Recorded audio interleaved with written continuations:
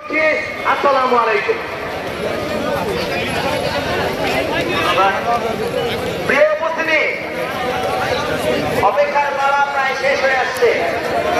এই মুহূর্তে আপনাদের সামনে বক্তব্য রাখবেন জুলাই বিপ্লবের অগ্রনায়ক, ঢাকা বিশ্ববিদ্যালয়ের বিপ্লবী মেধাবী শিক্ষার্থী, বৈষম্য বিরোধী ছাত্র আন্দোলনের অন্যতম কেন্দ্রীয় সমন্বয়ক, বৈষম্য বিরোধী ছাত্র আন্দোলনের বিপ্লবী আহ্বায়ক আহমদ আবদুল্লাহ বক্তব্য রাখছেন। আহমদ আবদুল্লাহ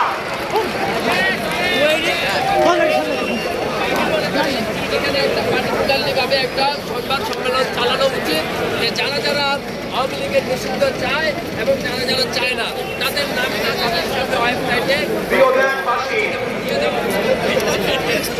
আপনারা জানেন আমরা দীর্ঘ ১.৫ দশকের আওয়ামী তাহরিয়াতের শাসনের পরে আজকে আমরা মুক্ত বাংলাদেশে যেই সংসদ ভবনকে আমরা বেশিরভাগ মুক্ত করেছি, সেই সংসদ ভবনের সামনে আমরা গণতান্ত্রিক প্রক্রিয়ায় সেই সংসদ ভবনে যাওয়ার জন্য আজকে আমরা মানিকপিয়া এভিনিউতে এসে দাঁড়িয়েছি। প্রিয় দেশবাসী, আপনারা জানেন দীর্ঘ ১.৫ দশকের বেশি সময় ধরে আমাদের দেশে ছিল বিচারহীনতার সংস্কৃতি। পয়সা থেকে শুরু করে ২০০৯ সালে আমাদের দেশের যারা ডিফেন্স অফ ফার্স্ট লাইন মিডিয়ারদেরকে আপনারা দেখেছেন কিভাবে ভারতীয় আগ্রাসনের মধ্য দিয়ে হত্যা করা হয়েছে। প্রিয় দেশবাসী, আপনারা দেখেছেন এই স্পষ্ট মিডিয়ার হত্যাকাণ্ডকে মিডিয়ার বিদ্রোহ হিসাবে চালানো হয়েছে। আপনারা দেখেছেন শাপলা চত্বরে আমাদের দাড়ি টুপিওয়ালা ভাইদের উপরে গ্রামের অন্তরায় কিভাবে জেনোসাইড চালানো হয়েছে। আমাদের দাড়ি টুপিওয়ালা ভাইদের সামনে থেকে কিভাবে মাইক মেরে নিয়ে যাওয়া হয়েছে।